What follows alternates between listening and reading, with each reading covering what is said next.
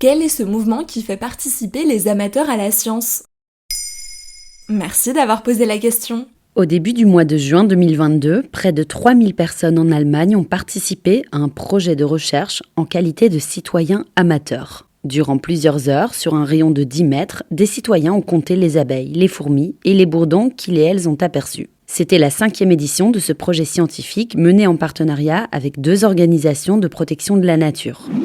Un événement qui s'inscrit dans ce qu'on appelle la science participative, en anglais Citizen Science. Et d'où ça vient ? La science participative, aussi appelée science collaborative ou science citoyenne, rassemble toutes les productions de connaissances scientifiques auxquelles des amateurs participent. Elle permet de faire un pont entre les chercheurs professionnels et bénévoles, intéressés par la science et désireux de la faire avancer. La Citizen Science est surtout développée dans le domaine des sciences naturelles, sur le terrain, sur des projets peu coûteux et qui nécessitaient peu de matériel technique. Le plus souvent, les scientifiques amateurs se contentent de contribuer à des inventaires, des échantillonnages ou des repérages, comme c'est le cas des Allemands qui comptent les insectes en Bavière.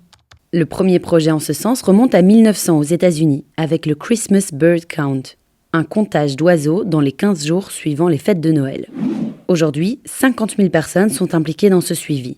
La branche américaine de la science citoyenne, on la doit à Frank von Hippel et Joël Primark, 2 chercheurs spécialistes de l'environnement. La tendance a connu un tel succès que la fondation Science Citoyenne a vu le jour en avril 2002. Et qui sont les scientifiques amateurs ? La plupart des scientifiques citoyens n'ont besoin que d'une compétence pour participer à ce type de projet. Il faut savoir compter. Il ne faut aucune formation scientifique. Ces amateurs permettent ainsi de fournir des données précieuses aux scientifiques, mettre la main à la pâte, les aident eux-mêmes à mieux saisir les enjeux de la recherche, comme celles liées à la disparition des espèces. Y a-t-il d'autres domaines concernés par la science citoyenne ? Oui, la biologie d'un lieu ou d'une population, l'évolution du climat ou encore l'espace. Par exemple, des projets similaires ont été conduits pour repérer des étoiles, des galaxies ou encore des événements astronomiques notables.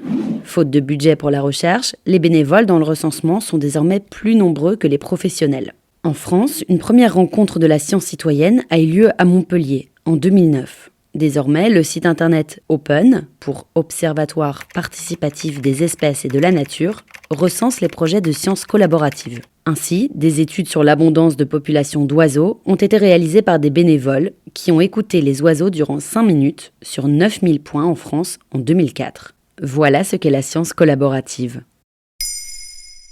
Maintenant, vous savez, un podcast écrit et réalisé par Johanna Cincinnatis. Ce podcast est disponible sur toutes les plateformes audio et pour l'écouter sans publicité, rendez-vous sur la chaîne Bababam Plus d'Apple Podcasts.